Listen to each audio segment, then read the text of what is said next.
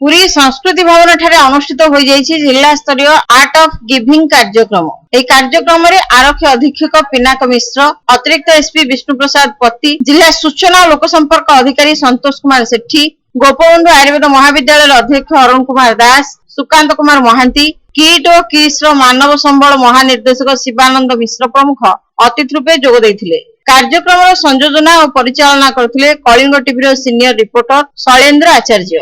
2013 May 17 तारिख रे विशिष्ट समाजसेवी किट और किस्र प्रतिष्ठाता doctor Achyuta Samanta art of giving आरंभ करथिले। समस्तक सह बंधुता स्थापन और आवश्यक समय सहयोगर हाथ बढ़ाइबा आर्ट ऑफ गिविंग रो मूल उद्देश्य। एही जिला स्तरीय कार्यक्रम रे पुरी सहरर विभिन्न अनुष्ठान 300 ऊर्ध्व प्रतिनिधि जोग देइथिले। अतिथि माने डॉक्टर सामंतक परिकल्पित आर्ट ऑफ गिविंग कार्यक्रम को उच्च प्रशंसा करथिले।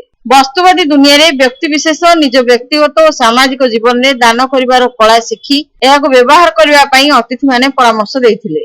आर्ट ऑफ गिविंग कार्यक्रम द्वारा प्रेरणा पाइथिबा छात्री अन्नपूर्णा रथ और डॉक्टर देवेंद्र कुमार छोटराय को संबर्धित करा जायतिला। किट और किस्र मानव संबल महानिर्देशक शिवानंद मिश्र धन्यवाद अर्पण करथिले।